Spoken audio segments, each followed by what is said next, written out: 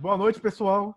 Estamos aqui com mais uma live para debater a educação de Salvador, da Bahia, colocar alguns tópicos e tentar construir um caminho novo. Pois, no meu entendimento, a gente precisa construir um novo caminho para Salvador.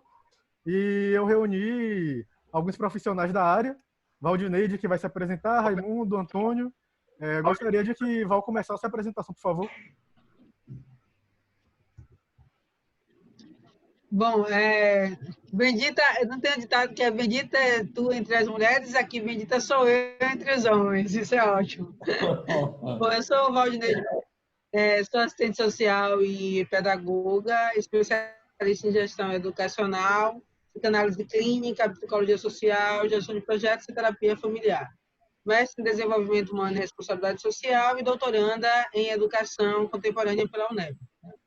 Atua exatamente 27 anos como docente, já tendo uma trajetória do ensino fundamental, hoje no ensino superior, né? Não só no processo de docência, mas também no processo de gestão, na área de pedagogia, e na área de serviço social, há exatamente 23 anos trabalhando na área de educação e comunidade.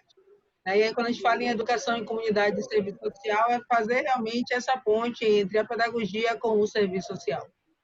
Atualmente, sou coordenadora administrativa e pedagógica do Centro de Estudos de Desenvolvimento Humano e Responsabilidade Social, o CEDU, que fica ali no Iguatemi, né, que é um centro de pós-graduação, que trabalha com assessoria e consultoria organizacional, e também, né, a assistente social e uma das coordenadoras da Associação Germinar, que é uma ONG que eu formei junto com um grupo de colegas em 2014, onde a gente presta serviço socioassistencial e educativo em bairros periféricos de Salvador. Então, hoje a gente atua na comunidade de Piripiri e Paripe, né, com famílias dentro da comunidade, em parceria com instituições que já existem na comunidade. Quando nós começamos a ONG, nós tínhamos uma parceria, inclusive, com o governo do estado da Bahia, com a Secretaria de Ação Social. E durante 3 anos, nós ficamos nessa parceria, né?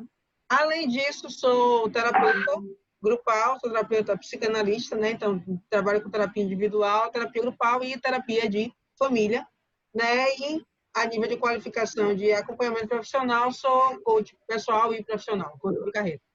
Então, é mais ou menos isso que eu faço no meu dia a dia, né? Professora da Unilea, que é uma educação à distância. Massa. E também mulher, também pessoa como qualquer outra, né? Dentro dessa confusão que é ser mulher na sociedade contemporânea. Isso é multi. Parabéns. A idade nos traz isso, né? Você vai tomando determinados caminhos na sua carreira e quando você vê, você tem um leque bem grande, não só de intervenção profissional, de atuação, mas também de formação, realmente. Isso, né? perfeito. Que a gente vai ter se qualificando, e quando você vê, já tem um leque bem grande de atuação. Então, assim, é bem legal, porque você consegue caminhar sobre várias áreas, né, nesse trabalho, principalmente a assessoria, a consultoria, o trabalho terapêutico traz muita essa possibilidade, a docência traz muita essa possibilidade, a formação de network. Então, por exemplo, aqui hoje eu estou conhecendo mais 2 colegas que entram para o network, então isso é muito legal. Obrigado. Beleza. Eu gostaria de que Antônio se apresentasse agora. Meu nome é Antônio Bacelar, sou professor do Senai na área de logística, texto vestuário, de gestão, como também orientador de projetos. Venho ao longo do tempo aí trabalhando fortemente na educação e sou apaixonado pela educação, fazendo essa ponte entre o conhecimento e o aluno, entre a instituição de ensino e o aluno. Então, é muito importante, eu vejo que a educação ela potencializa o indivíduo para determinada esfera da vida e do mundo, onde ele nem imaginava estar. Então, toda a minha vida eu vim pontuando a educação. Vim da indústria, trabalhei muito tempo na indústria, tenho muita experiência na indústria de têxtil, dentre outras indústrias, e agora, cada vez mais, estou muito aprofundado aí na educação, tendo aí pós-graduação na educação, tenho formação em administração, fazendo mestrado como aluno especial no IFBA, na área de propriedade intelectual, também formação em curso, sou técnico têxtil, em arquitetura, dentre outras formações, como o Val tem citado, a importância de você ter um leque muito grande e você acaba passeando em várias áreas do conhecimento. E dentro dessas áreas você se especializa em uma para que você possa, de alguma forma, ter um conhecimento mais aprofundado. E a partir daí você pode orientar o mercado e as pessoas que estão aí em busca de determinada informação ou necessidade.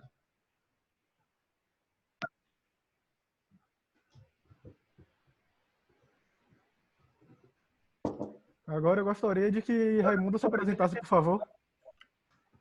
Ok. Boa noite, pessoal. Rosenberg, o Antônio, o Valdinei, o Eric.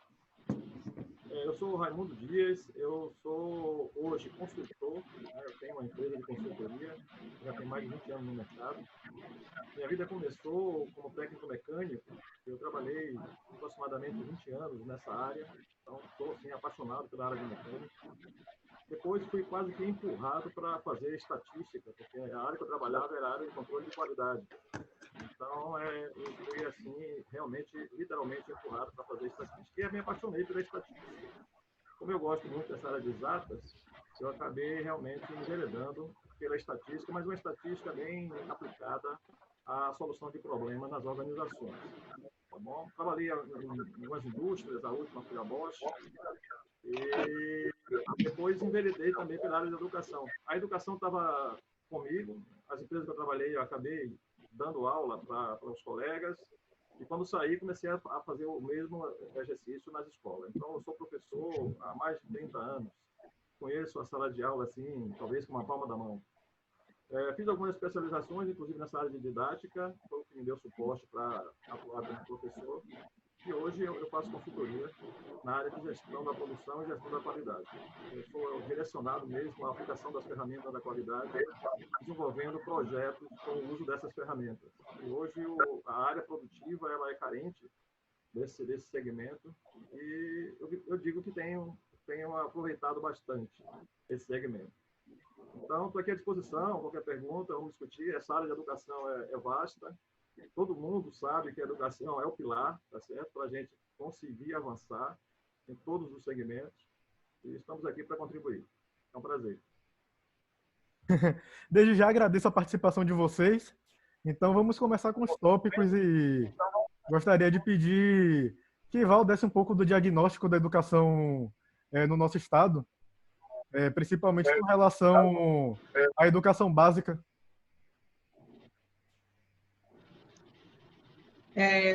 Quando o Eric me convidou, né, ele falou um pouco dessa discussão da situação da educação básica dentro do estado da Bahia.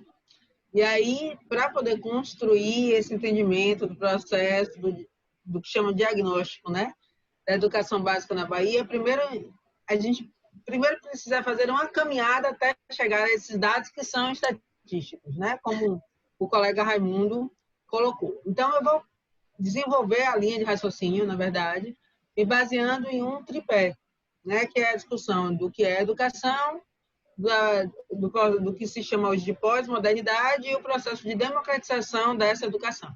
Então, a primeira coisa que a gente precisa pensar quando a gente fala em educação é distinguir o que é educação e processo de ensino. A gente utiliza muito a terminologia educação para definir processo de ensino, né? E quando a gente pensa em processo de ensino, o processo de ensino é, na verdade, o que a gente faz em sala de aula. É aquela atividade pontual, né, fragmentada, onde o professor entra, dá a sua aula e sai. E, nesse sentido, o processo de ensino ele pode ser caracterizado como uma atividade acrítica, né? Por que acrítica?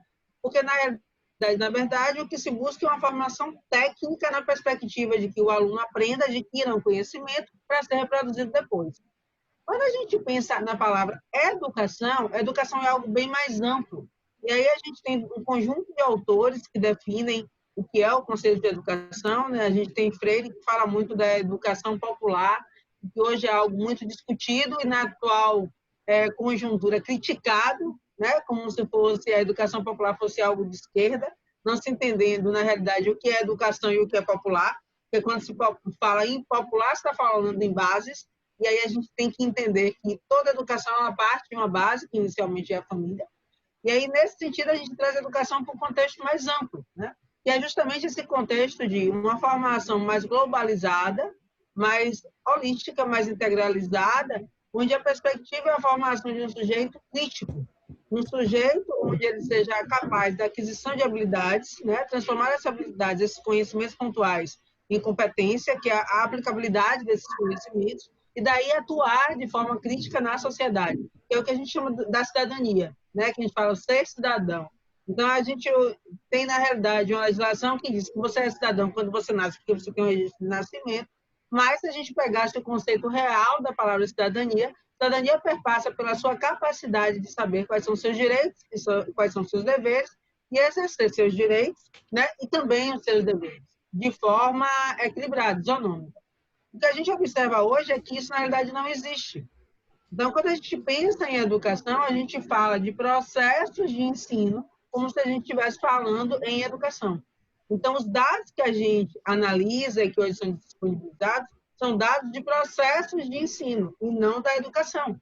Porque se a gente fosse analisar esses dados como dados educacionais, a gente teria que analisar de que forma esses dados estão sendo implantados pelas pessoas que recebem esse processo de ensino. E isso não é feito, né? E se analisa são dados estatísticos, e aí vem meu amigo Raimundo, né, que quando ele diz assim, eu me apaixonei pela estatística, aí eu dei risada. Achei interessante, né? Isso foi um terror para mim, a estatística. Mas gosto dela no sentido de me trazer a possibilidade de, a partir de dados quantitativos, fazer análises qualitativas, né? E aí, quando a gente pensa nessa perspectiva, compreender o que é educação é você ir além do processo de ensino, é você compreender a formação além do fazer pontual do professor em sala de aula e da aquisição e reprodução de um conhecimento pelo aluno em um determinado momento avaliativo. E é dessa forma que o nosso processo educacional é avaliado dentro do Brasil. Não é só no estado da Bahia.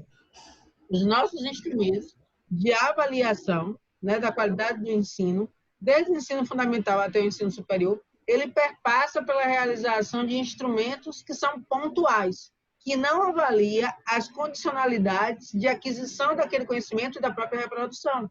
Só avalia o resultado em si, o fim último. Então, quando a gente pensa em educação, a gente tem que pensar o quê? Que a educação, como diz Tardif, ela tem que se caracterizar como um instrumento de intervenção social, que a partir do conhecimento adquirido, o sujeito que adquire aquele conhecimento, ele seja capaz de intervir socialmente, legitimando o seu direito de cidadão, né? Exercendo a sua plena cidadania e garantindo ao seu semelhante o exercício dessa mesma cidadania. Porque se eu tenho direito a acesso, né, aos bens e serviços, e o sujeito que está do meu lado, ele não tem esse mesmo direito, então a gente não tem um processo educacional que seja isonômico. A gente não tem um processo educacional que inclua a todos. E aí, quando a gente fala em discutir dados, é complicado você discutir dados estatísticos quando você não discute condicionantes. Em que condicionalidades os sujeitos estavam no momento em que esses dados, né, foram coletados a partir da aplicação de um instrumento específico, que geralmente é uma prova. Porque ainda temos um sistema avaliativo que ele é muito pontual. E pontual no sentido de ser realmente de valorar pontos, e não de avaliar o processo de desenvolvimento do sujeito. Apesar que hoje se discuta muito a avaliação processual, mas esse processual não existe. Né? Quem é professor, os professores que estão aqui presentes comigo sabem que o processual não existe. Porque até para você aproximar a nota de um aluno hoje, você tem um sistema que você lança a nota e ele já calcula tudo.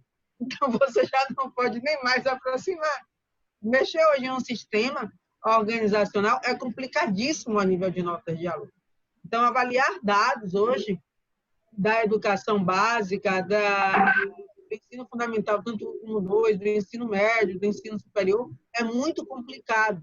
E isso, inclusive, talvez seja um dos motivos que hoje a gente vivencie uma fragilização do que foi historicamente conquistado a nível educacional.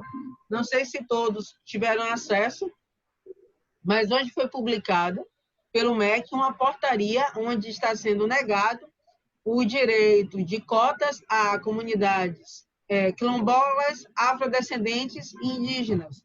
Então, hoje a gente teve uma portaria institucionalizada e publicada pelo governo federal, onde esse direito está sendo retirado. Ou seja, é um retrocesso. Porque você tirar esse direito é você negar um processo histórico que é escravocrata, né? Que é elitista a nível educacional, que é aculturativo, porque a nossa educação ela foi uma educação que nos colocou no modelo de aculturação. Quando a gente pensa no processo escravagista de índios e negros, a gente perpassa por esse processo de aculturação, né? Porque ambos foram obrigados a deixarem a sua forma de aprender para adquirir um novo modelo. E a gente, como professor, a gente faz isso, né? Quando a gente acha que o aluno tem que responder o que eu coloquei, o que eu quero que ele responda. Então, eu faço uma pergunta dissertativa, mas eu quero uma resposta objetiva conforme os meus parâmetros de resposta. Então, isso é um problema, quando a gente pensa nesse sentido. E aí a gente entra no discurso do processo da modernização, né? Do processo de democratização da educação. E aí o discurso é que nós vivemos um momento pós-moderno e que esse momento pós-moderno nos permite, né, legitima esse processo de democratização educacional. E aí vem uma outra discussão que é pós-modernidade. E aí a gente tem um autor, que eu não sei se os que estão aqui presentes conhecem, já ouviram falar, Eric, que lê muito, deve conhecer, que é Giddens, quando ele fala no livro As Consequências da Modernidade, onde ele discute o conceito de pós-modernidade.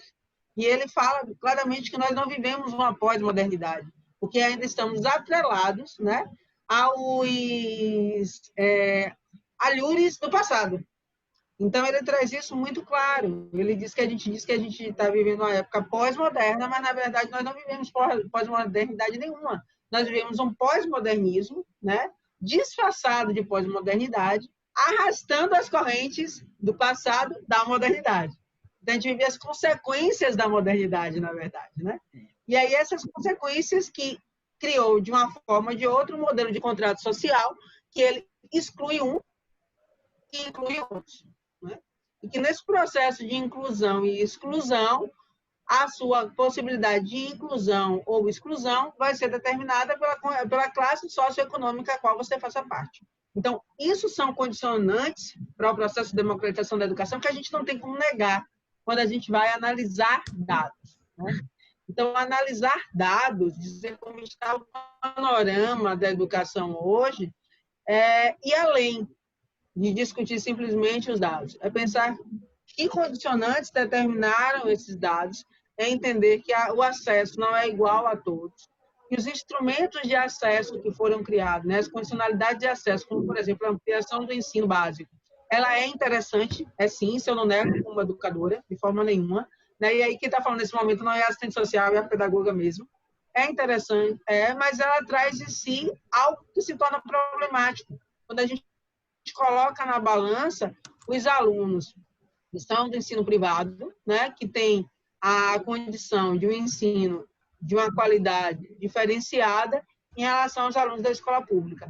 E com isso, eu não estou dizendo que a escola pública é ruim e a escola privada é boa, não é isso. Né? Porque o mesmo professor da escola pública é o mesmo educador da escola privada. O problema é que nós temos pessoas, os sujeitos que estão vivenciando essa realidade educacional, eles são sujeitos diferentes, que fazem parte de famílias diferentes, que cobram diferentes e veem a educação numa perspectiva diferente. Então, se você tem um sujeito, né, um aluno de classe média, classe alta, a educação para ele é a única coisa a qual ele tem que dar conta. A constituição do seu processo educativo é a única coisa que ele tem que dar conta, porque as condições materiais de existência já estão sendo garantidas por alguém, pelo pai, pela mãe, ou pelo cuidador, seja ele quem for, né, qual relação vincular tem. Entretanto, quando a gente pensa no aluno da escola pública, esse aluno, muitas vezes, ele só não tem que dar conta do processo de ensino-aprendizagem. Ele tem que dar conta de toda uma estrutura familiar, né, que ele deixa em casa quando sai, de toda uma estrutura econômica ao qual a família esteja inserida, a toda uma estrutura social, e aí vem a questão do que Eric trouxe da questão geográfica, né, onde ele mora, porque ele às vezes tem toque de recolher, né, ele às vezes não pode ir para a escola porque o traficante naquele dia resolveu entrar em guerra, a polícia invadiu a comunidade e entrou em guerra com o traficante, e aí não pode sair. A escola pública que está localizada nesse bairro também vivencia isso, e aí eu falo como ex-diretora de escola pública. Eu fui durante 20 anos professora da rede municipal de ensino, concursada, e pedi exoneração de cargo, né? Muita gente diz que eu sou louca, mas eu acho que não. Eu fiz a coisa certa, digamos assim. E aí eu vivenciava isso como diretora, né? Muitas vezes a gente tem que fechar as portas da escola correndo, porque havia guerra entre os traficantes de uma comunidade e outra, e eu trabalhava na Boa Vista de São Caetano. Então, era um problema sério quando os traficantes da Boa Vista de São Caetano resolviam entrar em guerra com os traficantes da suburbana. Então, eu tinha que fechar as portas da escola e ficar trancada junto com os colegas de trabalho e os alunos lá dentro. E as famílias sem poderem vir. Então, esses alunos, eles vivenciam a realidade socioeconômica que não é isonômica em relação ao aluno de escola particular. Porque o que para o aluno da escola particular é algo pontual, pela própria classe socioeconômica que ele esteja inserida, para o aluno da escola pública, não. Né? E aí, quando a gente pensa nesse aluno do ensino público, a gente não pode pensar só esse aluno na perspectiva do ensino fundamental. No início, né, do seu processo formativo, a gente tem que pensar que consequências essa educação inicial vai trazer para esse aluno historicamente. Porque nós somos sujeitos históricos. Então, não dá para dizer que porque você se tornou adolescente, passou para o ensino fundamental 2, seus problemas acabaram. Não, não existe isso. A ausência da base que você teve, ela vai como é que eu posso dizer? Ela vai acirrar os seus problemas com o desenvolvimento do seu processo de ensino-aprendizagem. Então, quanto mais você evoluir, mais você vai estar em condição de desigualdade a nível de competição. E aí a gente tem um modelo estruturante de processo educacional, onde ele está centrado em números. Né? Os instrumentos são, basicamente, pontuais. São instrumentos avaliativos quantitativos. Então, ele não considera nenhuma dessas condicionalidades, e aí ele nega, né, todo esse processo condicionante que te faz ter condições de concorrer de forma isonômica com o seu vizinho. E aí, quando eu falo seu vizinho, eu falo aquele seu vizinho que está lá hoje na prova do Enem, né, que não foi suspensa, que o governo federal disse que não vai suspender, e que o governo federal disse que vai manter. Onde o aluno da escola privada está tendo o encontro, né, e o aluno da faculdade privada está tendo um encontro remoto com o seu professor, diariamente, no horário de ensino normal, como se não estivesse vivendo a pandemia, a única diferença é que ele está em casa, e que o aluno da escola pública está em casa. Como o aluno da universidade pública também está em casa. Porque a universidade pública não criou estratégias para poder garantir esse processo. Nem tampouco a escola pública criou estratégias. Nesse momento, o Estado e o município, ele busca garantir a alimentação desses alunos. As ações que estão sendo desenvolvidas não estão sendo desenvolvidas pelo Estado e pelo município a nível de suplantar, né, as dificuldades que esses alunos estão vivendo e vivenciarão. Isso é fato, porque a gente tem praticamente um ano letivo perdido. Né? Já foi decretada uma portaria que retorna às aulas só em 30 de dezembro. 30 de dezembro é ano novo, gente. Ninguém vai retornar a aula em 30 de dezembro, não. Né? E aí diz que é só para o ensino superior. Aí a gente pensa, se o ensino superior é o aluno que tem maior consciência, porque é o adulto, como é que a criança... Então, se o adulto não pode voltar para a faculdade, como é que a criança vai voltar para a escola? É só pensar nessa perspectiva. E aí, quando a gente pensa, né, nessa condicionalidade, a gente pensa como é que esse aluno do ensino médio, né, e aí a gente vem para o ensino médio, esse aluno do ensino fundamental vai estar daqui a um ano concorrendo em pé de igualdade com o aluno da escola privada. Não vai estar. E aí o governo diz que ele vai manter o Enem.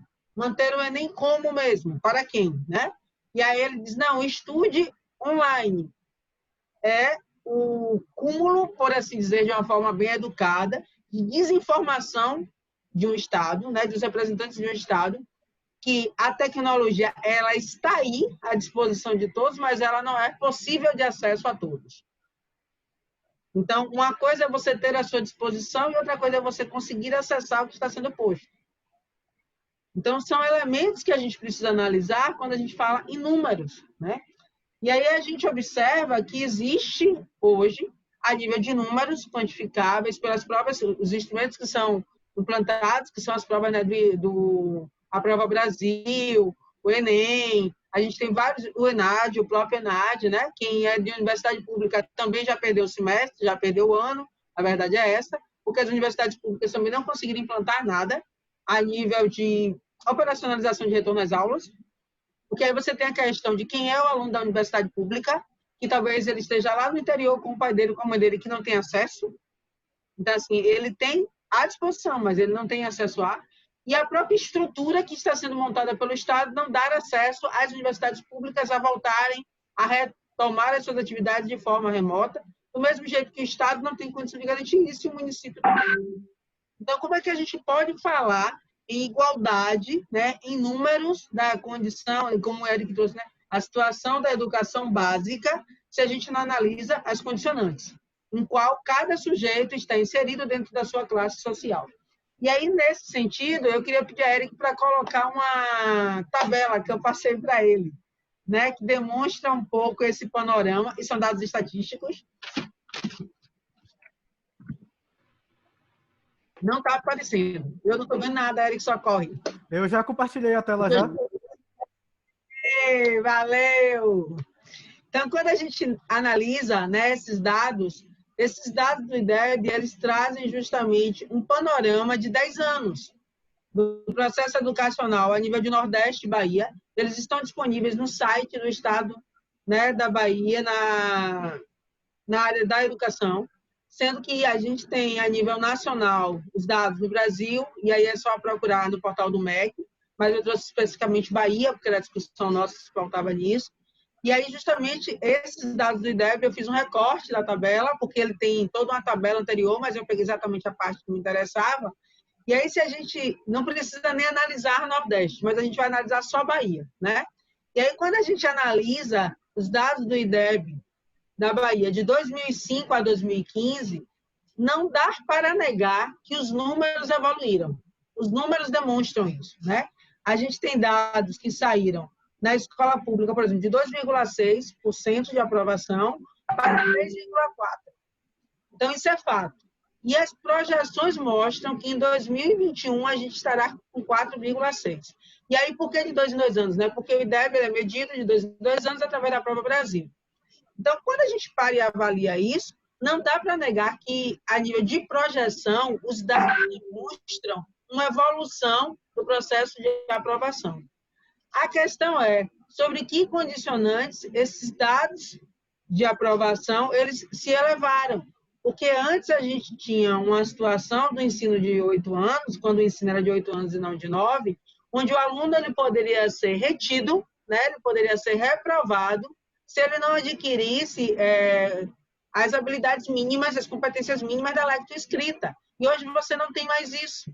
Hoje você tem os 3 primeiros anos como se fosse um ciclo, como é designado hoje, a escola pública se utiliza dessa terminologia de ciclos de aprendizagem, né? E aí o ensino municipal de Salvador é baseado nessa forma. A gente tem o sistema de aceleração, que faz com que um aluno que ele vem com índice de repetências, que esteja em distorção, idade série, ele possa fazer 3 anos em 1, através do processo de aceleração, e isso não é ruim, né? Com isso eu não estou dizendo que essa proposta é ruim, mas o que eu trago como análise é de que forma isso impede igualdade o conhecimento que é adquirido para um aluno de escola pública e um aluno de escola privada. Um aluno que tem acesso ao conhecimento de uma forma regular e paulatina, né, de uma forma ascendente, e um aluno que ele tem que absorver todo um conteúdo para dar conta em um período menor de tempo. Então, isso é um primeiro elemento a ser analisado. Um outro aspecto a ser analisado é que quando a gente pega os dados da escola privada, só a nível de Bahia, esses dados são sempre ascendentes. Então, os alunos da escola privada, mesmo aquela escola privada lá de bairro, né? E aí hoje a gente tem toda uma discussão na educação infantil, se você deve alfabetizar ou não a criança na educação infantil, porque a criança até os 5 anos ela tem que brincar, e é fato. Só que aí você vem e pega esse aluno dentro de uma escola privada, e esse aluno na escola privada, ele tem o seu processo de ensino-aprendizagem, o seu processo de aquisição da lectoescrita iniciado desde 3 anos de idade. A sua coordenação motora passa a ser desenvolvida desde 3 anos de idade. E apesar do professor da escola pública ter todo esse conhecimento, ele não consegue, muitas vezes, operacionalizar isso. Não é porque ele é irresponsável, é porque as condicionalidades de estruturação da própria educação infantil na escola pública são distintas da escola privada. Por mais que essa escola privada seja uma escolinha de bairro, onde você pague R$60 de mensalidade, ou R$80 de mensalidade, ou R$100 que seja de mensalidade, né? Então, existe uma diferenciação da própria estrutura que é oferecida para esse processo de aquisição da lectoescrita. E aí, quando a gente pensa a nível de Bahia, o ensino privado, ele é ascendente, as projeções, os dados são realmente ascendentes, e as projeções são ascendentes com uma distorção, né, de índice de 3,4, porque a gente tem 4,6 para o ensino público, como prospecção para 2021, e 7 para o ensino privado. Isso antes da pandemia, porque essas projeções não contavam uma pandemia no meio do caminho. E aí a gente pensa como é que vai ser analisar este processo depois dessa pandemia, né? Como é que essas projeções serão reavaliadas após o momento da pandemia. Porque pós-pandemia a gente vai ter que recuperar todo o ensino que se perdeu, todo um processo toda uma aquisição de conhecimento que se perdeu, e aí quando eu falo se perdeu, não é que as pessoas desaprenderam, mas é que ficou acomodado no esquecimento, e isso é verdade, dos alunos que estão fora da escola. E aí quando eu falo fora da escola, eu falo fora da escola no sentido real, literal da palavra. Não estão tendo aula. E aí eu não posso dizer que o Estado é culpado, no sentido, a prefeitura é culpada ou o Estado da Bahia é culpado, porque nesse momento o prefeito e o governador, e aí eu não estou fazendo defesa de causa de ninguém, eu só estou sendo justa, né? Não é Érico justo, mas eu estou sendo justa. Eles têm outras coisas para dar conta. E nesse momento eles têm que dar conta das condições materiais de existência dessas pessoas. Então eles têm que dar conta de que esses alunos, que muitos só vão para a escola para se alimentar, eles têm pelo menos uma cesta básica por mês. Ele tem que dar conta da questão da saúde dessas pessoas. Então ele tem que garantir que o sistema de saúde esteja no mínimo funcionando. E aí quando a gente para e analisa, né, aquela coisa, o que é que eu valoro mais nesse momento? É a minha vida ou a minha educação? Eu tenho que valorar a vida. Não tem jeito. O problema é que os instrumentos de avaliação, eles não serão modificados ou adequados para o processo pós-pandemia, a fim de absorver esse grupo que, historicamente, é excluído e marginalizado. E aí, quando eu falo de marginalizado, eu não estou falando no sentido de serem marginais, mas no sentido de estarem à margem do processo, realmente, e que vão continuar. E aí, os dados trazem, né, os dados da rede estadual, onde ele mostra justamente a elevação dos índices, e aí eu só peguei a educação básica, certo? Eu só peguei o ensino fundamental 1 e 2 para análise. Eu não peguei sequer o ensino médio. E aí a gente pensa que, a nível de ensino médio, vai se garantir a realização de um Enem, né? Vai se garantir a realização de um processo seletivo para ingresso no ensino superior, onde os alunos da escola pública, eles estão sem aula há, digamos, de março a junho, 3 meses. Não é isso? 3 a 4 meses, praticamente. E que vão provavelmente ficar até o final do ano. Então, como é que eu posso garantir um processo educativo isonômico se a própria estrutura ela não é montada de forma isonômica? E aí vem o questionamento que fica, né? Até quando nós vamos usar a educação, usar o Estado, como trazer ao século como um aparelho ideológico, realmente. Então, a educação, nesse momento, ela está sendo usada como um aparelho ideológico do Estado. Não digo que do Estado a nível do governo municipal, do governo estadual, mas no governo federal, né, a nível do governo federal, ela está se institucionalizando como um instrumento aparelho ideológico do Estado, porque ele vai garantir a proposta de governo, a proposta educacional que aí está, de que faculdade, né, não é para todos, ensino superior não é para todos, e que a gente tem que garantir o ensino profissionalizante, aí eu não tenho nada contra o ensino profissionalizante, desde quando ele seja uma escolha e não uma imposição. Né? Então, assim, eu não tenho nada contra o ensino profissionalizante. Eu tenho contra o fato dele se tornar a única opção e não ser mais uma opção. Eric, se você quiser resumir, reduzir, tirar, Tá tranquilo, obrigado. Né? E aí, nesse sentido, fica o questionamento. Como garantir a isonomia do processo educativo daqui para frente, no momento pós-pandemia, tendo em vista o passado que nós já temos, o processo histórico que nós já vivenciamos, que foi falado aqui de forma bem rápida, né? Se nós já temos como perspectiva a educação, historicamente, e agora mais reforçosamente, a educação sendo usada como aparelho ideológico do Estado, a nível de incluir e excluir quem o Estado interessa, né, a fim de garantir os seus desejos, e aí a gente não vai entrar em discussões políticas, esse é um ponto. E o outro ponto é como fazer com que a educação seja pensada, e aí eu estou pensando na educação naquele conceito que eu trouxe lá atrás, de Tardif, né, no sentido de incluir o sujeito para que ele possa, a partir da aquisição de conhecimentos, utilizar esses conhecimentos a seu favor. E aí é por isso que eu trago esse questionamento, que está sendo difundido como uma ideologia e que a gente está difundindo também sem pensar, de que você não tem que a faculdade realmente não é para todo mundo, né? A faculdade de ensino superior é para poucos. O problema é quem são os poucos que se querem incluir. Obrigado, Eric. Agradeço bastante a tua fala. Você praticamente deu uma aula para a gente.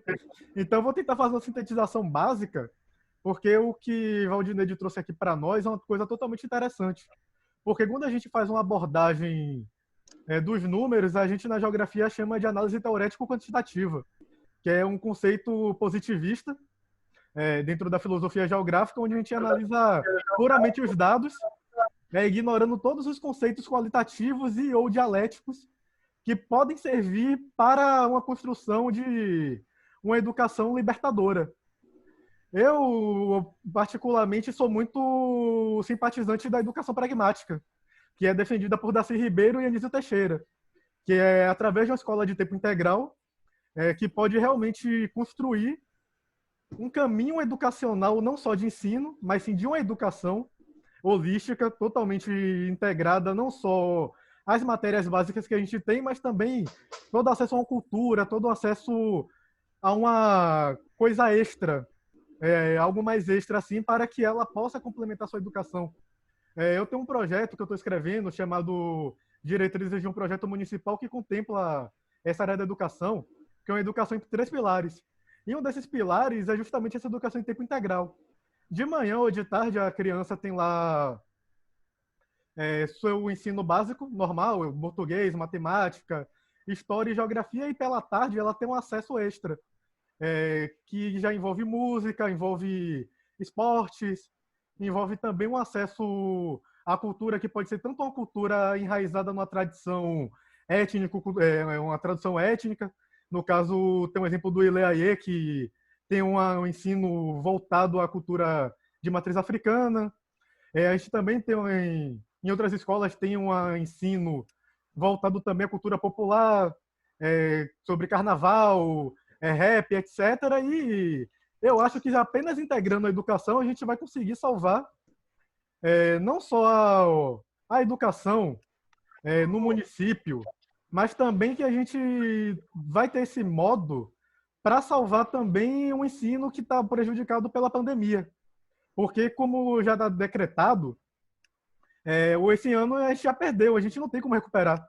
O jeito é a gente pensar novas bases da educação, já a partir do ano que vem, na verdade já deveria estar sendo discutido agora, mas como o governo federal, como o Val bem falou, não está muito aí para a educação, a gente poderia já, pelo menos como Estado e município, principalmente as pessoas da sociedade civil, a gente já deveria estar debatendo educação na base.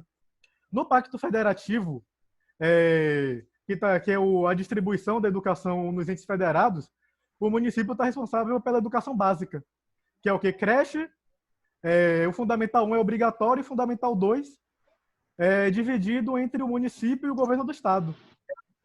Então, o que acontece? Como o ensino básico é responsabilidade da prefeitura, a gente está fazendo esse debate justamente para a gente encontrar um caminho para a educação básica.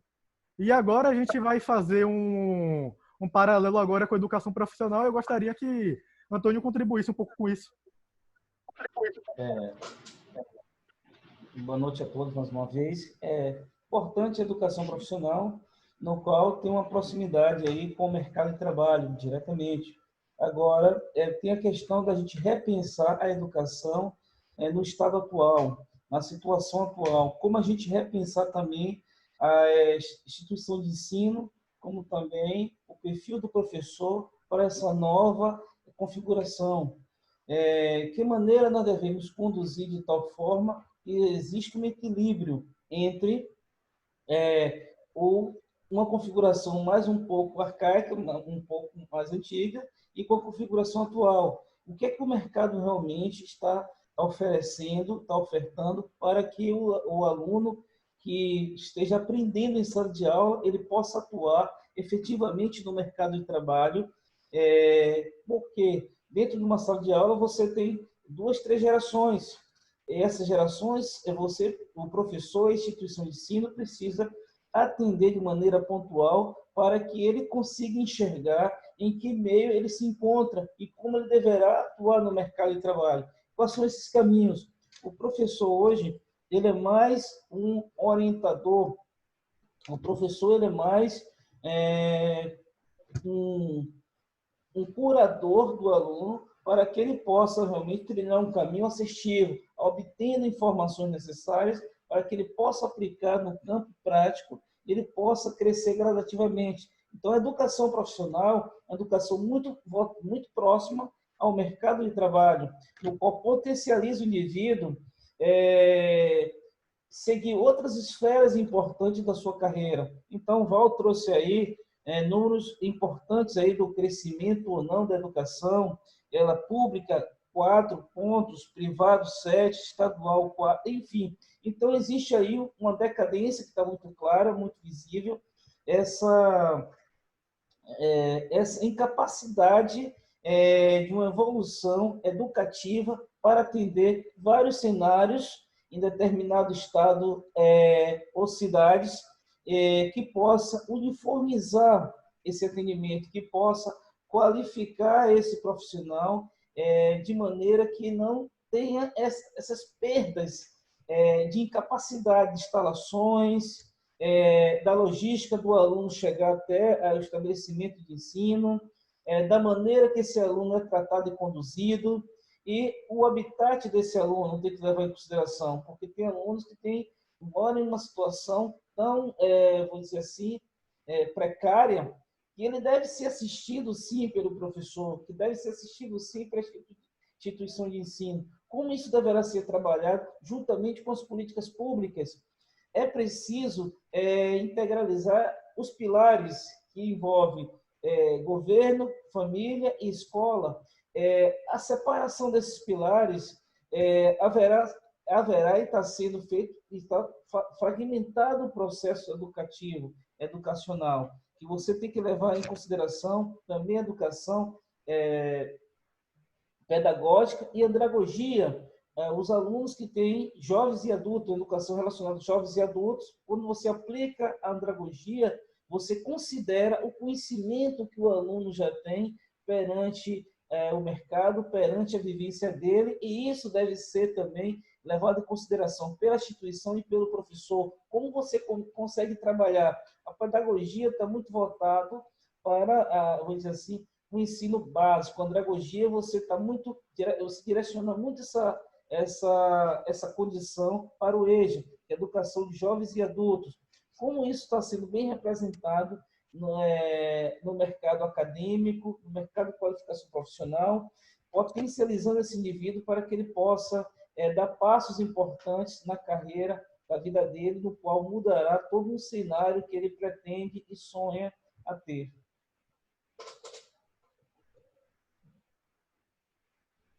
Muito obrigado. Eu gostaria de passar a palavra para Raimundo agora. Acredito que ele tem muito o que contribuir também. Muito não. Na verdade, eu me intitulo um usuário da educação. Quando eu falo usuário da educação é porque eu não estou na esfera mais acima daqueles que decidem em termos de regras, procedimentos, portarias, os regulamentos que nós devemos seguir enquanto educadores. Então, eu estou na parte de baixo, naquele que utiliza o que já foi determinado, já foi aprovado para que os professores multipliquem. Então, eu me considero um usuário da educação. E, nesse sentido, eu percebo que provavelmente, alguns educadores talvez estejam deixando passar esse sentimento de que nós devemos analisar os dados, como a própria Val falou, de uma maneira não tão fria, né? Porque, na verdade, se você observar, o resultado não bate com os dados. Se você tem uma taxa de aprovação, como a Valdineide falou aí, você vê um crescimento da taxa de aprovação, que taxa de aprovação, para mim, não rotula bons profissionais, bons alunos, né? Nós podemos aprovar toda uma turma, sem problema nenhum. Isso não significa que eles vão ter um grau de aproveitamento satisfatório, nem um aproveitamento profissional também satisfatório. Então, os números são muito frios e ela falou uma situação muito crítica, que eu também concordo, que é não estar atento à fonte dos dados.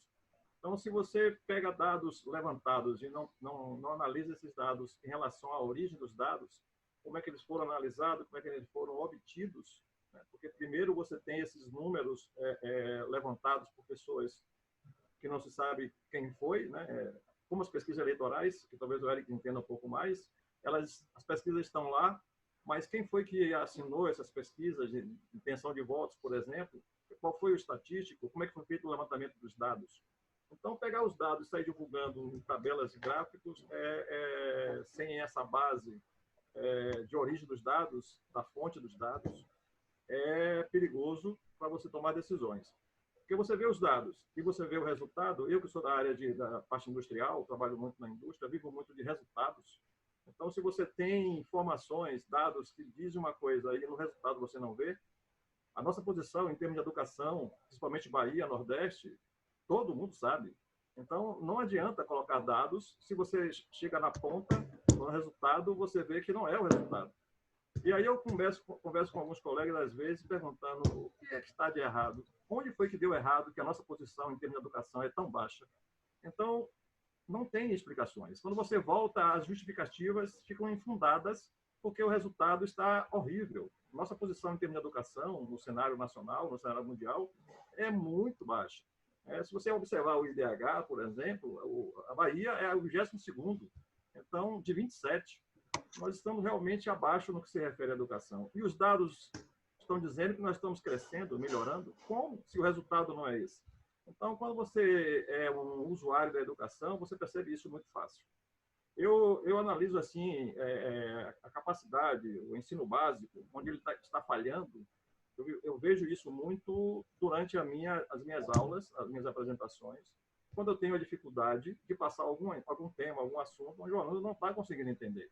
Então, o aluno vem de uma pobreza de ensino básico, e quando chega numa aula de graduação, numa aula de pós-graduação, e ele não consegue entender o assunto, e assim eu volto, às vezes eu faço um retrocesso para ver se o aluno consegue entender aquela base que ele não teve, para entender o assunto que eu estou ministrando.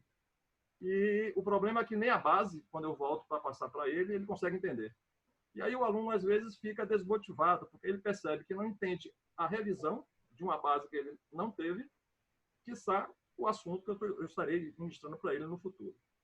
Então, como usuário da educação, eu não tenho esse poder de chegar lá em cima e ditar as regras. A gente conversa muito na base da pirâmide e fica na base. Eu percebo muito isso, que as diretrizes, as ideias dos professores que são boas, né, a cabeça da Valdineide aí, que ela explanou muito bem, a gente não consegue subir mais com essas ideias, né? Então, a pergunta que eu vejo assim mais forte para os docentes, professores, multiplicadores, o pessoal preocupado com a educação, os pedagogos, é onde foi que nós erramos, que chegamos a essa posição em relação à educação, a nível de Bahia e a nível de Nordeste. Então, justificativa com números são infundadas, porque o resultado não foi satisfatório. Se você não tem resultado, os números não significam muita coisa. Então, trabalhar em cima de taxa de aprovação, como a Valdineide apresentou, é um risco, e como ela mesmo disse, são números frios, e é um risco porque isso não reflete o grau de conhecimento e de aprendizado do aluno. Tá bom, Érico? Então, fazendo... Essa é a minha posição. Eu agradeço essa primeira rodada. Eu vou fazer uma pontuação bem rápida. Eu vejo o problema da educação, até citando um pouco de Darcy Ribeiro, que ele fala que a crise da educação no Brasil não é uma crise, sim um projeto, é uma coisa bem pertinente até no cenário atual. Eu estava até vendo uns dados hoje, eu estava voltando a pesquisar sobre Darcy Ribeiro, e ele, quando era vice-governador do Rio de Janeiro, no tempo de Leonel Brizola, lá em 83 a 87, eles simplesmente pegaram 42% do orçamento geral do governo do estado e investiu em educação. Eles fizeram CIEPs, que eram escolas em tempo integral, onde a criança chegava, tomava banho, comia, tinha lanche, tinha café, tinha almoço, tinha até local para dormir e à tarde ela fazia suas atividades culturais. Então o pessoal questionava que o projeto era caro, que era superfaturado, embora não tinha prova alguma, e acabou que esse projeto espetacular, que poderia ser uma base para uma educação libertadora, acabou sendo sufocado. E eu vejo que esse projeto de uma escola apenas em um turno é simplesmente para transformar a gente não em seres pensantes em si, em apenas pessoas que estão condicionadas a uma certa até mediocridade, vamos chamar assim, coisa que a gente não quer. Aqui em Salvador, no caso, a gente vê uma defasagem na educação enorme. Aqui a gente vê que o IDEB, pelo menos de Salvador, cresceu 1,7 pontos de 2015 a 2017. Quer dizer, de 2010 a 2017. Mas qual critério foi utilizado para chegar nesse ponto? A gente não pensa nisso. Então eu vejo que além dessa coisa e além disso, nosso pacto federativo na educação é muito mal distribuído. Por exemplo, a educação básica. Todos os 3 entes federados podem construir creche, mas isso não fica bem definido. A educação básica no Fundamental 1 é voltada à prefeitura, mas a prefeitura tem uma restrição orçamentária enorme devido à lei de responsabilidade fiscal. Só pode apenas se endividar apenas até 100% da sua receita corrente líquida, que é pouca. Por exemplo, aqui de Salvador é apenas 8 bilhões. Imagina só você pegar apenas 25% dos 8 bilhões para investir em educação. É muito pouco. Aqui a gente tem um município que tem aproximadamente 800 mil pessoas na educação básica. Então a gente tem que saber mensurar. Quando chega no Fundamental 2, é dividido entre estado e município. Só que o governo do estado acaba pegando uma fatia maior, porque não tem uma distribuição clara.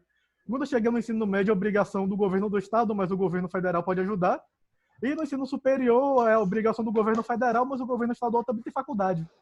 Então fica uma divisão muito difícil de se compreender e também fica muito difícil você colocar os recursos, fica muito difícil você alocar os recursos devido à lei de responsabilidade fiscal e devido ao orçamento do município, do estado e da União.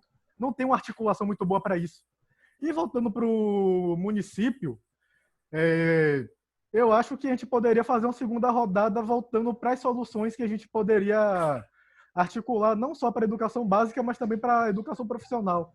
Tentar fazer um link com tudo o que a gente falou e tentar fazer uma breve colocação em 3 minutos, se for possível. Eu gostaria de que Raimundo começasse, já que ele falou muito voltado à indústria, eu acho que ele já pode colocar esse link da educação profissional, um pouco da educação básica também com essa ponta assim da indústria. E também com as ferramentas da qualidade que ele trabalha muito bem. Ok. Eu vou pegar do gancho que eu falei do sentimento quando você está ministrando.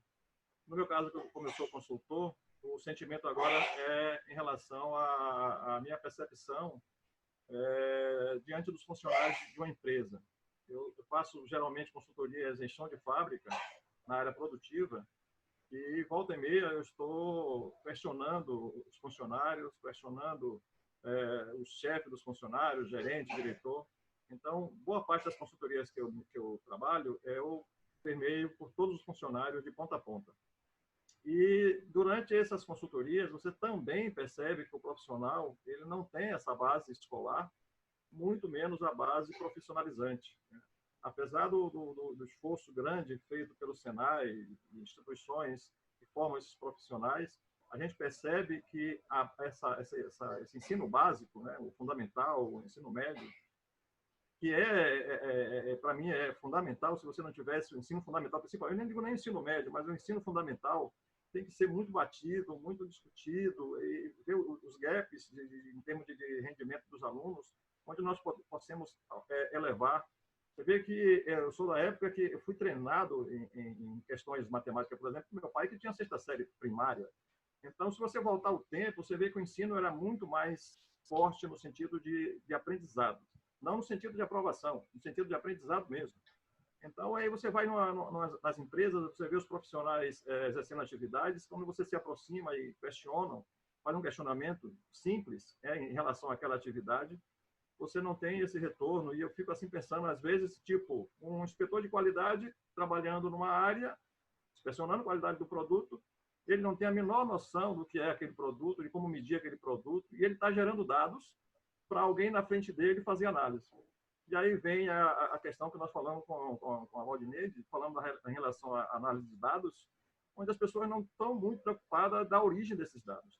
Então, dentro das empresas, lá como nós falamos, no chão de fábrica, eu sinto isso também, não só em sala de aula, mas durante o trabalho dos profissionais, esse lado que eles são carentes, né, em termos de formação profissional, e que tem que ser repensado também. Então, na verdade, o profissional formado, eu não sei se no Brasil tem essa situação, talvez a Valdinei possa explicar melhor, que tem uma forma da gente estar mensurando melhor esses profissionais e colocando no mercado.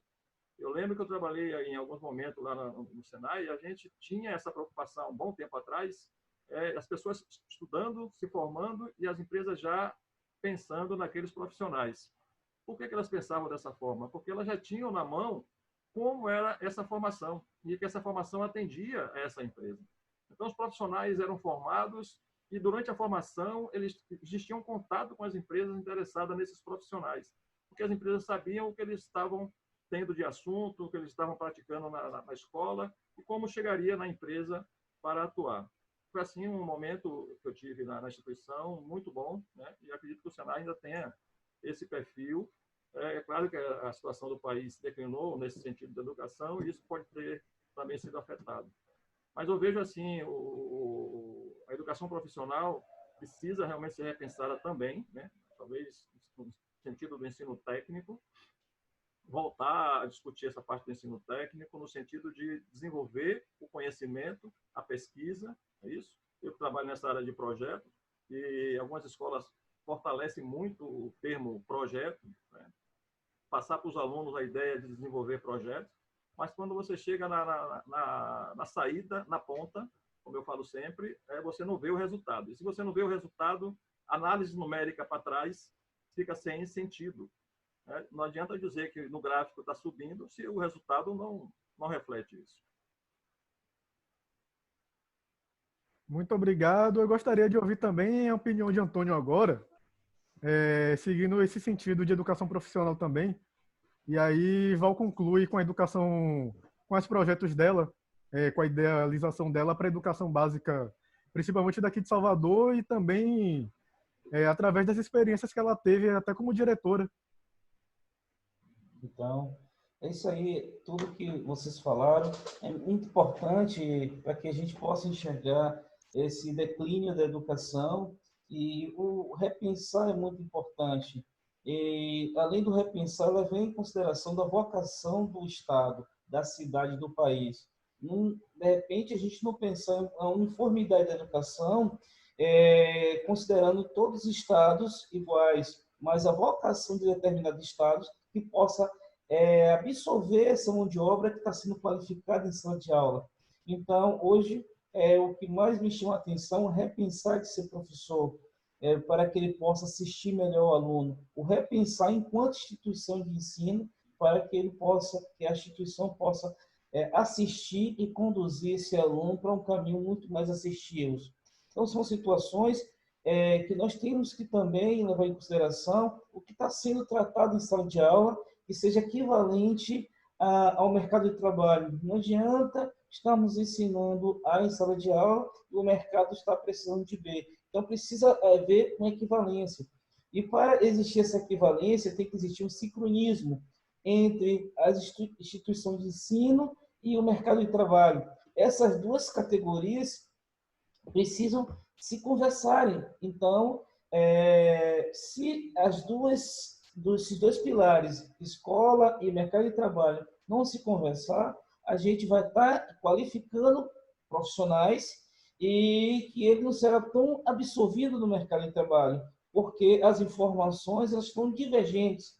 Então, o que é que as escolas, juntamente com os poderes públicos e os profissionais, precisam fazer? Entender qual é a dinâmica do mercado, para que a gente estruture uma unidade curricular, uma matriz curricular equivalente a esse mercado, equivalente à vocação, exemplo de Salvador, equivalente à vocação de 417 municípios que nós temos, municípios. E não pensar que a solução da sociedade está intrinsecamente no núcleo do Estado, que é Salvador. Existe potencialidade em nossos interiores baianos, que tem que levar em consideração como deverá ser tratado, como deverá ser direcionado, para que esses alunos possam ser absorvidos. E, a partir daí, é necessário construir políticas estratégicas que possam estimular esses alunos a ir para a sala de aula e mostrar para eles que existem oportunidades de mercado no qual eles poderão atuar assertivamente, tanto nas esferas administrativa, operacional ou nas esferas estratégicas de uma organização. E também fortalecendo o empreendedorismo, no qual não é abrir uma empresa em cada esquina, mas sim como ele pode empreender na empresa que ele está trabalhando, como é que ele pode empreender no cenário do convívio dele. Então, são situações importantes que devem ser levadas em consideração para que esse aluno futuro profissional venha atuar. E também a gente, como profissional, como cidadão, como escola, levar a educação a sério, como aluno, como o Raimundo pontuou, como o Val também pontuou, como você, Érico, pontuou. Levar a sério. Me desculpe a expressão, essa história de oba-oba não dá para continuar. Por causa desse oba-oba que a gente demora de dar uma solução para as necessidades. Certo? Então, a gente precisa qualificar profissionais que possam assumir postos de trabalho, assumir posições, seja no operacional ou na ciência, que traga resultado significativo, seres pensantes. E, para isso, a gente precisa tornar-se o aluno integrado aos processos educativos. Ele precisa ser multiplicador, porque o professor hoje ele não é mais detentor da verdade. Precisa existir um caminho com mãos duplas, professor e o aluno. A interação desses dois pilares, dessas duas cabeças, começam a construir conhecimento do qual o aluno aprende, o professor também aprende. Então, essas duas figuras começam a crescer gradativamente. E como é que a gente pode direcionar, envolver o aluno, oportunizando a ele que ele agora faz parte da condução do processo. Até então, a maturidade e o entendimento dele não estava vocacionado para isso, devido a uma educação muito arcaica, muito tradicionalista. Como é que a gente pode reverter essa situação? Para isso, precisa mudar da base, a educação básica. Tudo se começa pela educação básica. Não adianta você tentar mudar do topo da pirâmide para baixo. Não tem como, você vai bater na parede e cair. Eu vejo que as escolas técnicas, como o Senai, o IFBA, dentre outras escolas, inúmeras escolas que nós temos no nosso estado da Bahia, está tentando fazer esse caminho inverso, de dar topo da pirâmide para baixo, mas a dificuldade é árdua. Faz-se necessário que existam políticas públicas para que se trabalhe desde a base. E aí você tornar esse aluno, esse indivíduo, multiplicador em sala de aula, que ele possa contribuir para o crescimento escalonado da educação. E as famílias precisam estar integradas à educação, à escola. Não transferir a responsabilidade para a escola, para os professores, porque fica muito complicado. Cada um tem que tomar responsabilidade do seu papel.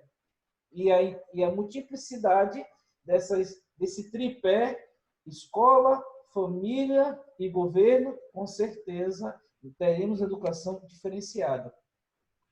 E sempre a educação, eu vejo o seguinte, a gente tem que levar em consideração a configuração anterior e a configuração atual. Você não pode tirar totalmente o pé da configuração anterior e colocar na atual e vice-versa. Você tem que ter uma interface para que você possa integrar um arranjo mais antigo com um arranjo mais modernizado. E, a partir daí, você consegue atender as inúmeras culturas que tem em sala de aula e as inúmeras necessidades que o mercado necessita que esses futuros profissionais possam atender. Então, é importante, mais uma vez, que exista um sincronismo, uma sincronicidade entre a escola e o mercado de trabalho. Essas duas figuras precisam conversar e rápido, porque senão o que a gente vai estar ensinando em sala de aula vai ter uma divergência do que está precisando no mercado. Ok, Eric? Ótimo. Inclusive, isso me lembra de uma coisa que eu escrevi na faculdade. Vou separar essas minhas falas em 2 pontos. Primeiro, sobre a educação não dar retorno. Eu fiz um artigo com uma colega de trabalho, de curso de geografia, sobre cartografia escolar. Cartografia escolar é sobre o ensino da geografia, bem voltado à educação básica. E nas nossas pesquisas, a gente viu que a gente não ensina a geografia de uma forma interessante, que o pessoal fique preso, que o pessoal capte bem, tanto que no ensino superior, eu já cheguei a ver gente confundindo leste com oeste, coisa de ensino básico. Então a gente vê que a gente falhou na educação básica. Pelo menos esse é um reflexo. O segundo ponto, até pegando o gancho da nossa última live, Antônio, sobre empreendedorismo urbano, a gente tinha conversado bastante sobre como expandir a atividade econômica no município. Mas isso também perpassa pela educação. Uma das minhas escritas no manifesto que estou a escrever, eu falo muito sobre no Fundamental 2, a gente ter as oficinas não só voltadas para cultura, voltada para artes marciais, porque isso já é algo opcional, mas também ensinar matérias como direito, economia de forma simplificada. E aí, quando a pessoa, nesse Fundamental 2, estiver alcançando um patamar interessante, aí cabe uma articulação entre os entes privados, que seriam, no caso, as empresas que estão se formando nesses cenários, vamos dizer, que a gente propôs lá no empreendedorismo urbano, a gente pegar esses alunos que estão se encaminhando melhor e falar, olha, esse aluno aqui se deu bem nesses ensinos, você quer que ele trabalhe como estagiário na sua escola? Na sua empresa, no caso? Pô, beleza. Aí cabe a articulação entre o poder público e os entes privados. Mas também entra um terceiro fator, que você falou muito bem, que são as famílias. Que, no caso, eu já falo sobre a participação popular nos processos políticos, que é algo totalmente necessário que está muito deslocado. E eu vejo que a gente falhou muito em colocar o povo na jogada, e é algo que eu trago bastante nas minhas discussões, é que a gente tem que colocar o povo na jogada para fiscalizar essas articulações. A gente não pode deixar que essas políticas públicas sejam fiscalizadas apenas por quem interessa. A gente tem que fiscalizar na ponta. A gente tem que colocar a população não só para ser beneficiada de certa forma, mas também para fiscalizar, para a gente ter uma qualidade bem melhor nesse aspecto. E agora eu gostaria de que Val complementasse tudo isso que a gente abordou, por favor.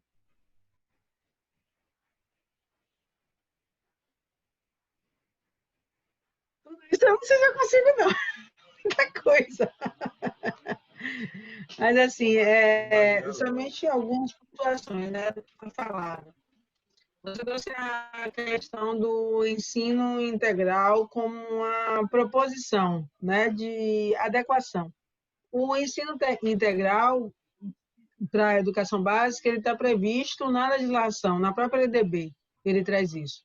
Né? As escolas de tempo integral elas foram implantadas desde o final da década de 90, na verdade.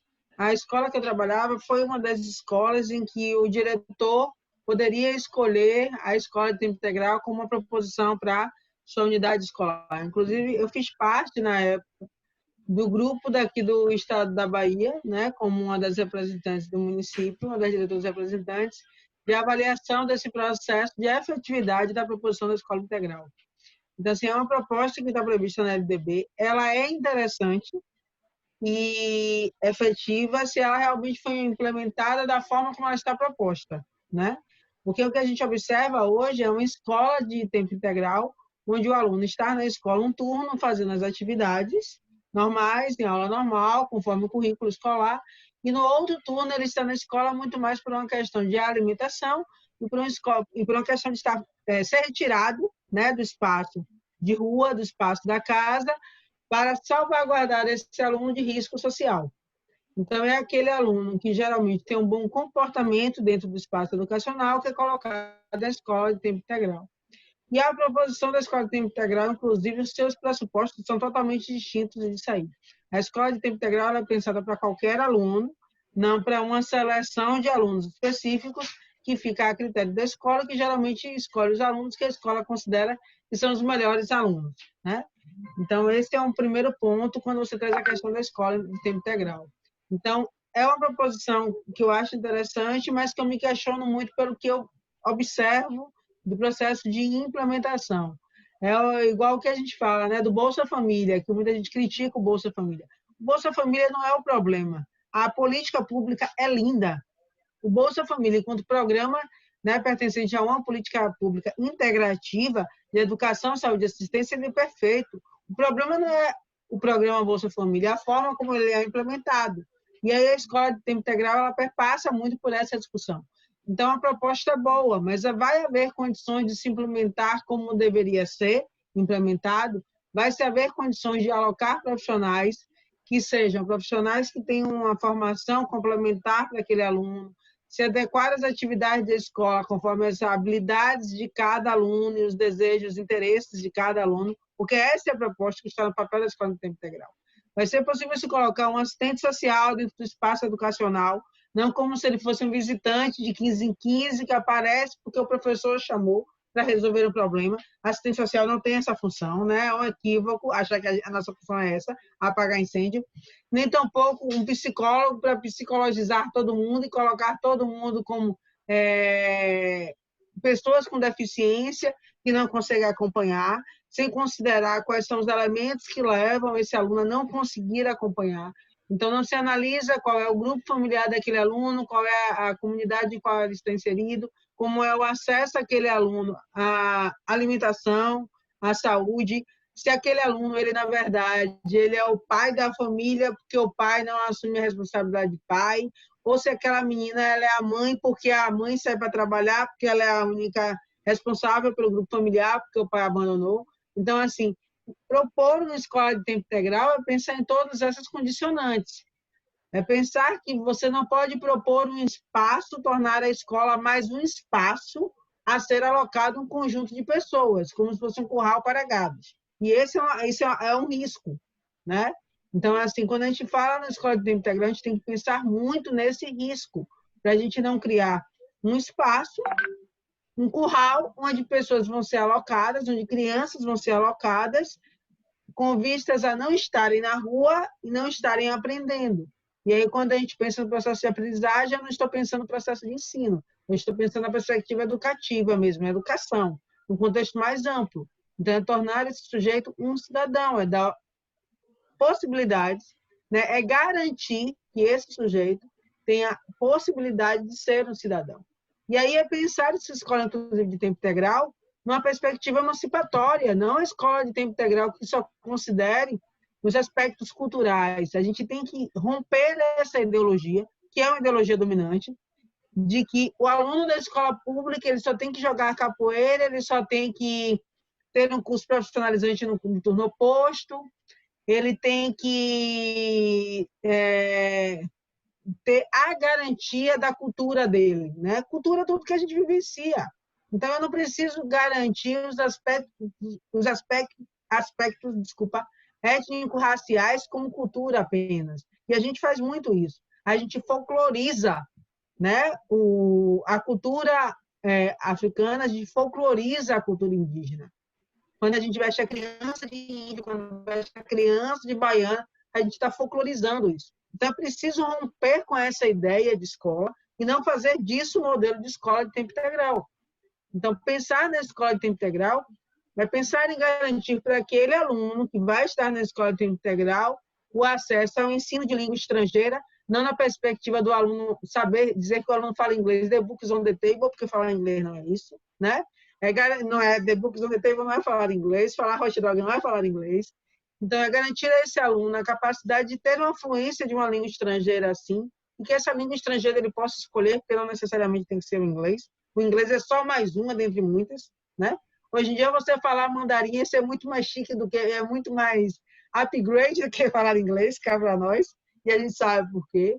Então, é você garantir a esse aluno condições de ter acesso a um computador de ponta, uma tecnologia de ponta dentro do espaço educacional. É você garantir a esse aluno aulas de robótica para que ele possa ir além e desconstruir o ideário de que o aluno da escola pública ele não tem um QI igual ou a mesma condição de aprendizado do que o aluno da escola privada, né?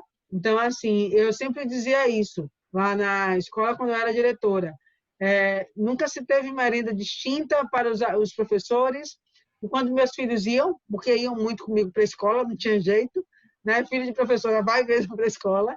Eles nunca tiveram privilégios na cozinha nem na fila de merenda. Então, se eles queriam pegar a merenda que estava sendo distribuída, eles tinham que entrar na fila. E era muito legal, porque a relação deles era muito tranquila.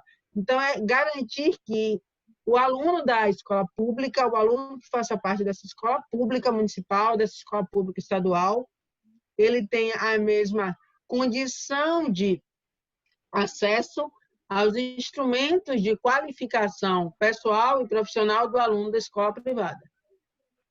Então, não é dizer que ele tem que ter a mesma condição de aprendizagem, porque isso todos têm. Isso é uma questão de, se você não tem uma deficiência que te inviabilize, né?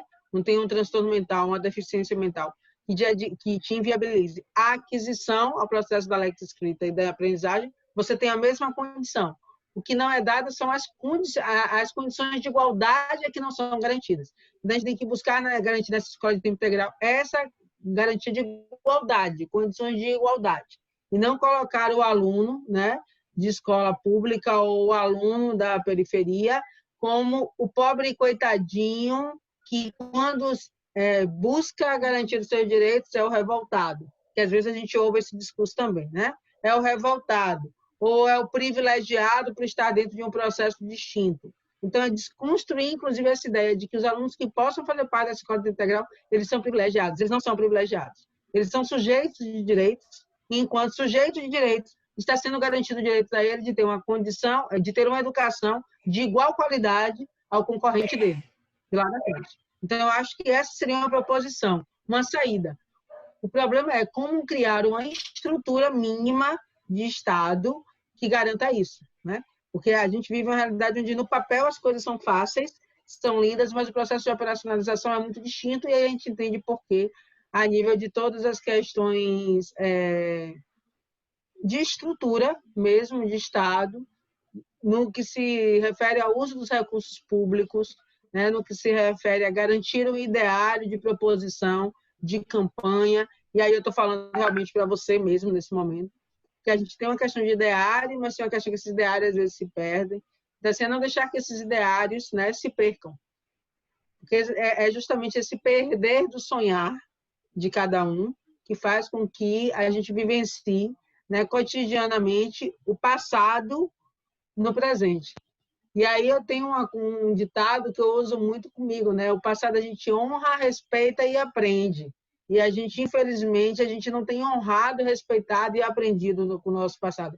A gente tem reproduzido esse passado com uma nova roupagem. Então, a gente tem mudado a roupa da exclusão do passado na área educacional e dito que a gente está fazendo diferente, democratizando o ensino, a educação. E, infelizmente, a gente não está. A gente está dando condições de acesso, mas não de continuidade. E democratizar não é isso, né? Então, acho que seria isso. Olha, pessoal, infelizmente o tempo está acabando. A gente teve uma conversa muito boa. Eu agradeço muito a quem participou, agradeço muito a Antônio, a Val, a Raimundo, a todo mundo que assistiu aqui pelo Zoom. Eu vou postar isso aqui no YouTube para quem não pôde assistir.